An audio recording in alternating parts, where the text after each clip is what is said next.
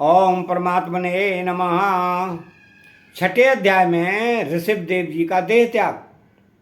तो राजा परीक्षित ने पूछा, वह भगवान योग रूप वायु से प्रज्वलित हुई ज्ञानाग्नि से जिनके रागादि कर्म बीज दग्ध हो गए हैं, उन आत्मा नाम मुनियों को दैववश यदि स्वयं ही अणिमादि सिद्धियां प्राप्त हो जाएं, तो वे उनके राग द्वेषादि क्लेशों का कारण जो किसी प्रकार हो नहीं सकता, फिर भगवान ऋषभ ने उन्हें स्वीकार क्यों नहीं किया। तो श्री सुखदेव जी ने कहा कि तुम्हारा कहना ठीक है, किंतु संसार में जैसे चालाक व्याध अपने पकड़े हुए मृग का विश्वास नहीं करते, उसी प्रकार बुद्धिमान लोग इस चंचल चित्त का भरोसा नहीं करते। ऐसा ही कहा भी है कि इस चंचल चित्त से कभी मैत्री नहीं करनी चाहिए। इसमें विश्वास करने से ही मोहिनी रूप में फंसकर महादेव जी का चिरकाल का संचित तप क्षीण हो गया था। जैसे व्यभिचारिणी स्त्री जार पुरुषों को अवकाश देकर उनके द्वारा अपने में विश्वास रखने वाले पति का वध करा देती है, उसी प्रकार जो योगी मन पर विश्वास करते हैं, उनका मन काम और उसके साथी क्रोधादि शत्रुओं को आक्रमण करने का अवसर देकर उन्हें नष्ट भ्रष्ट कर देता है। काम, क्रोध, मद, लोभ, मोह और भय आदि शत्रुओं का तथा कर्म बंधन का मूल तो यह मन ही है। इस पर कोई भी बुद्धिमान कैसे विश्वास कर सकता है। इसी से भगवान ऋषभदेव यद्यपि इंद्रादि सभी लोकपालों के भी भूषण स्वरूप थे, तो भी वे जड़ पुरुषों की भांति अवधूत से विविध वेश, भाषा और आचरण से अपने ईश्वरीय प्रभाव को छिपाए रहते थे। अंत में उन्होंने योगियों को देह त्याग की विधि सिखाने के लिए अपना शरीर छोड़ना चाहा।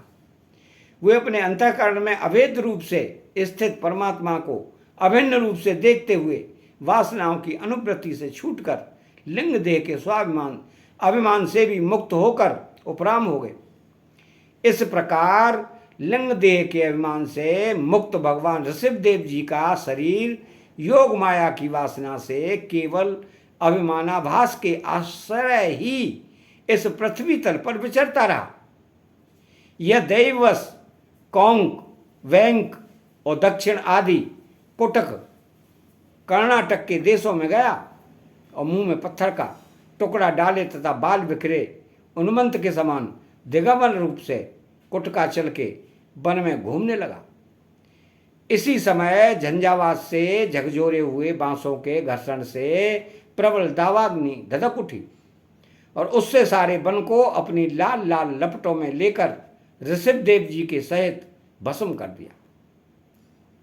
तो राजन, जिस समय कलयुग में अधर्म की वृद्धि होगी, उस समय कौंक, वैंक और कुटक देश का मंदमती राजा अरहत वहाँ के लोगों से ऋषभदेव जी के आश्रमातीत आचरण का वृतांत सुनकर तथा स्वयं उसे ग्रहण कर लोगों के पूर्व संचित पाप फल रूप होनहार के वशीभूत हो भय रहित स्वधर्म पथ का परित्याग करके अपनी बुद्धि से अनुचित और पाखंड रूप कुमार का प्रचार करेगा। उससे कलयुग में देव माया से मोहित अनेकों अधम मनुष्य अपने शास्त्र वेद सोच और आचरण को छोड़ बैठेंगे।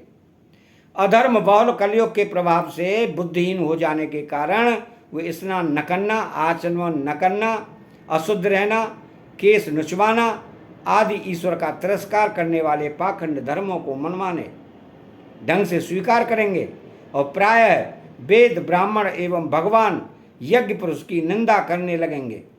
वे अपनी इस नवीन अवैधिक स्वेच्छाकृत प्रवृत्ति में अंध परंपरा से विश्वास करके मतवाले रहने के कारण स्वयं ही घोर नरक में गिरेंगे। तो भगवान का यह अवतार रजोगुण से भरे हुए लोगों को मोक्ष मार्ग की शिक्षा देने के लिए हुआ था। इसके गुणों का वर्णन करते हुए लोग इन वाक्यों को कहा करते हैं, क्या हो 7 समुद्रों वाली पृथ्वी के समस्त द्वीप और वर्षों में यह भारतवर्ष बड़ी ही पुण्य भूमि है, क्योंकि यहाँ के लोग श्री हरि के मंगलमय अवतार चरित्रों का गान करते हैं। अहो, महाराज प्रियव्रत का वंश बड़ा ही उज्जवल एवं श्रेयसपूर्ण है, जिसमें पुराण पुरुष श्री आदि नारायण ने ऋषभावतार लेकर मोक्ष की प्राप्ति कराने वाले पारमहंस धर्म का आचरण किया। अहो, इन जन्म रहित भगवान शिवदेव के मार्ग पर कोई दूसरा योगी मन से भी कैसे चल सकता है, क्योंकि योगी लोग जिन योग सिद्धियों के लिए लालायित होकर निरंतर प्रयत्न करते रहते हैं, उन्हें उन्होंने अपने आप प्राप्त होने पर भी असत समझकर त्याग दिया था। तो राजन, इस प्रकार संपूर्ण वेद, लोक, देवता, ब्राह्मण, गौओं के परम गुरु भगवान ऋषभदेव का यह विशुद्ध चरित्र मैंने तुम्हें सुनाया। यह मनुष्यों के समस्त पापों को हरने वाला है। जो मनुष्य परम मंगलमय पवित्र चरित्र को एकाग्र चित्त से श्रद्धापूर्वक निरंतर सुनते या सुनाते हैं, उन दोनों की ही भगवान वासुदेव में अनन्य भक्ति हो जाती है। तरह तरह के पापों से पूर्ण सांसारिक तापों से अत्यंत तपे हुए अपने अंतःकरण को पंडित जन इस भक्ति सरिता में ही नित्य निरंतर नहलाते रहते हैं। इससे उन्हें जो परम शांति मिलती है वो इतनी आनंदमयी होती है कि फिर वे लोग उनके सामने अपने ही आप प्राप्त हुए मोक्ष रूप परम पुरुषार्थ का भी आदर नहीं करते। भगवान के निज जन हो जाने से ही उनके समस्त पुरुषार्थ सिद्ध हो जाते हैं। राजन, भगवान श्री कृष्ण स्वयं पांडव लोगों के और यदुवंशियों के रक्षक, गुरु, इष्टदेव, सुहृद और कुलपति थे। यहाँ तक कि वे कभी कभी आज्ञाकारी सेवक भी बन जाते थे। इसी प्रकार भगवान दूसरे भक्तों के भी अनेकों कार्य कर सकते हैं और उन्हें मुक्ति भी दे देते हैं, परंतु मुक्ति से भी बढ़कर जो भक्ति योग है उसे सहज में नहीं देते। निरंतर विषय भोगों की अभिलाषा करने के कारण अपने वास्तविक श्रेय से चिरकाल तक बेसुध हुए लोगों को,